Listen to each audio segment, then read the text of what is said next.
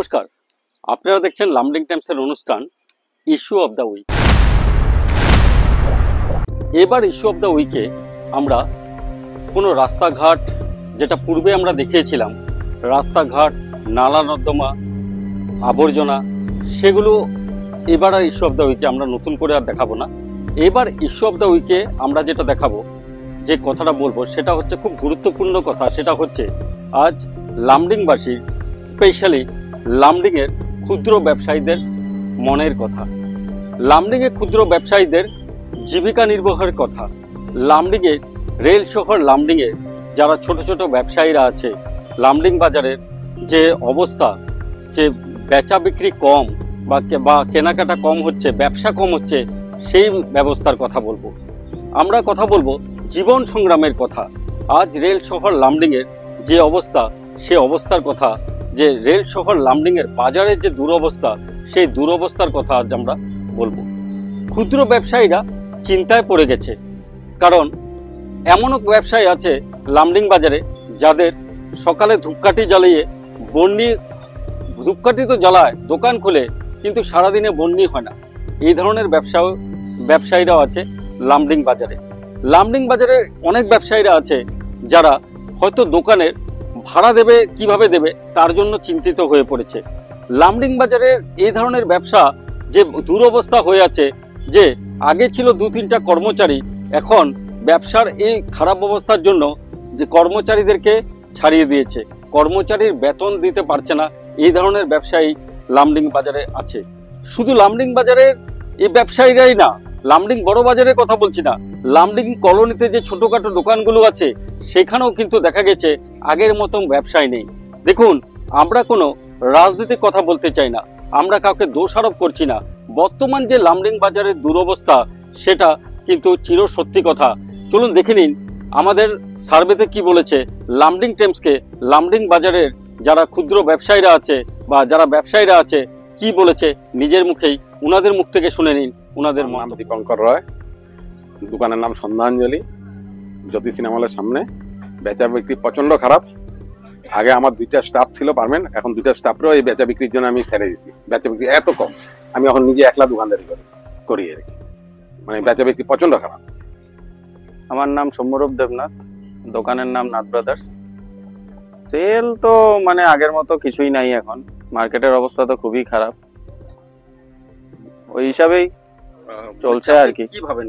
এখন ছোট ছোট ব্যবসায়ীরা মানে মাথায় বাড়ি আর কি, কিছু করার নাই, এভাবেই চলতে লাগবো, কারণ কোনো মাথা ব্যথা নাই, কাস্টমারই নেই, সারা সকাল থেকে আজকে কাস্টমারই নেই। বেচা বিক্রি তো এখন খুবই ঠান্ডা চলে মার্কেট, বনি করতে কষ্ট হয়ে যায়, মনিবারটা করতে কষ্ট হয়ে যায়, মানে বন্যিও হয় না।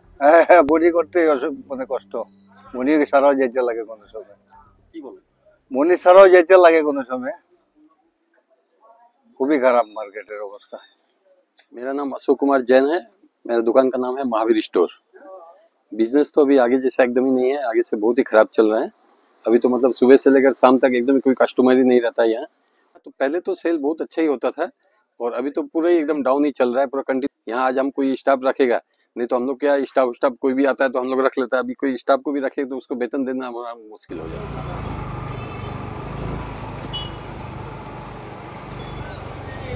আমার নাম ন্যাশনাল ক্লোথ স্টোর, আমার নাম বিশ্বজিৎ দাস।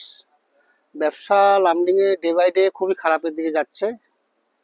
লামডিংয়ের এক শ্রেণীর কাস্টমার রেলের কাস্টমার, এখানে নাই বললে চলে, রেলের লোক কোয়ার্টারে ফাঁকা। ডে বাই ডে আমাদের ব্যবসা খুবই খারাপ পরিস্থিতি।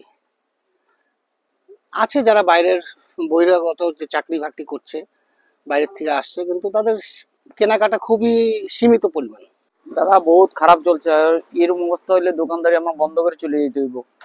একদম লামডিং বাজার একদম পুরো মানে মোটামুটি পুরাই খারাপ। লামডিং বাজারে এই দুরবস্থার অনেকগুলো কারণ হতে পারে। সেই কারণগুলো দেখুন, আমাদের রেল শহর লামডিংয়ে প্রচুর ট্যালেন্ট আছে, আমাদের রেল শহর লামডিংয়ে শিক্ষিত যুবক যুবতী প্রচুর আছে, কিন্তু জানেন তো এই রেল শহর লামডিংয়ে যেখানে একটা বড় ডিভিশনাল রেলে, সেখানে কিন্তু আমাদের লোকাল যারা ছেলে মেয়ে আছে, সে যে জাতিই হোক না কেন, তাদের সংখ্যা কিন্তু খুব কম।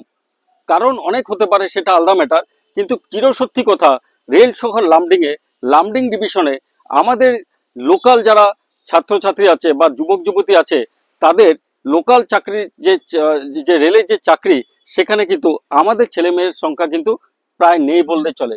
কারণ লোকালরা যখন এখানে চাকরি পাবে তখন কিন্তু ওদের পরিবার এখানে থাকবে, যেহেতু ওদের যে টাকাটা সার্কুলেশন অফ মানি লামডিং এ হবে।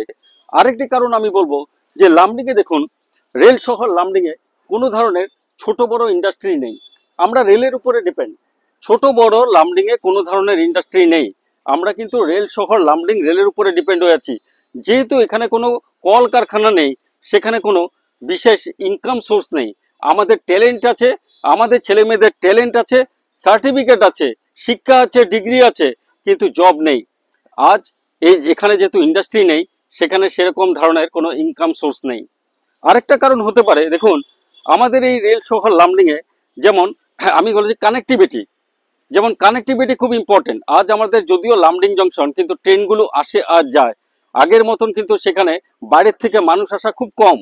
আজ হোটেল অবস্থাগুলো দেখুন, আজ হোটেল লামডিং এর কোটি কোটি টাকা, লাখ লাখ কোটি কোটি টাকা খরচা করে যে হোটেলগুলো করেছে, লামডিং এর যে কটা হোটেল আছে তাদের অবস্থাও কিন্তু খুব খারাপ, কারণ বাইরের থেকে লোক আসছে না। এখানে লামডিং এর হোটেলেও কিন্তু হোটেল ইন্ডাস্ট্রিও আস্তে আস্তে পড়ে যাচ্ছে। একটা সময় আসবে এই হোটেল বলুন, এই দোকানগুলো বলুন, লক হয়ে যাবে, তালা পড়ে যাবে, হয়তো চলবে না। ঠিক আছে, কারণ বাইরের থেকে লোকজন আসা প্রায় নেই।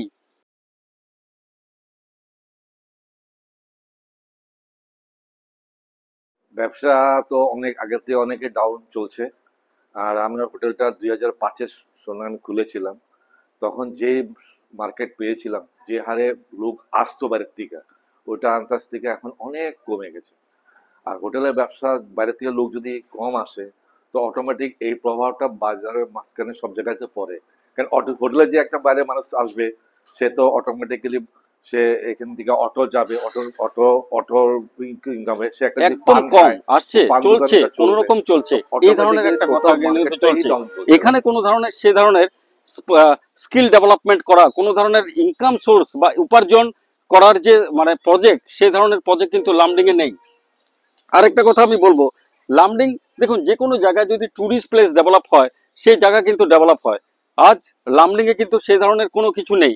হ্যাঁ, একটা কথা আপনি দেখুন, একটা এক্সাম্পল দিচ্ছি, যেমন শীতলা পূজা। আজ হরলংপাড় শীতলা পূজা যখন হয়, তখন কিন্তু ব্যবসা বাণিজ্য খুব চলে, হোটেলে জায়গা পাওয়া যায় না, চারিদিকে খুব সেল হয়। কেন জানেন? কারণ বাইরে থেকে সবাই আসে। ঠিক এই ধরনের লামডিং এ সেরকম ট্যুরিস্ট প্লেস নেই, সে ধরনের বিশেষ কিছু নেই, তার জন্য বাইরের থেকে লোক আসছে না। যার জন্য আমাদের যে কাস্টমার, শুধু লামডিং এর যারা থাকে তারাই কাস্টমার। আর এর জন্য কিন্তু আস্তে আস্তে কি হচ্ছে, আমাদের লামডিং এর যে ইকোনমিক পড়ে যাচ্ছে, আগের মতন বেচা বিক্রি নেই। আরেকটা কথা বলবো, লামডিং এ কোনো ধরনের বড় মাপের কল ইন্ডাস্ট্রি তো নেই, সরকারি কার্যালয় নেই। স্টেট গভর্নমেন্টের কথা বলছি আমি, আমি কিন্তু রেলের কথা বলছি না। এখনো যেটা আছে রেলের উপরে ডিপেন্ড আছে, কিন্তু স্টেট গভর্নমেন্টের কি আছে? স্টেট গভর্নমেন্টের কোনো ধরনের বড় মাপের লামডিং এ কল কারখানা নেই, লামডিং এর কোনো ধরনের বড় মাপের কার্যালয় নেই, অফিস নেই। তার জন্য কি হয়েছে, আমাদের এখানে কিন্তু দেখা যায় যে লামডিং এ আজ বাইরের থেকে লোকজন আসা কম। আজ লামডিং এ কোনো ধরনের কিন্তু বড় একটা ছোট বড় কোনো সরকারি কার্যালয় নেই।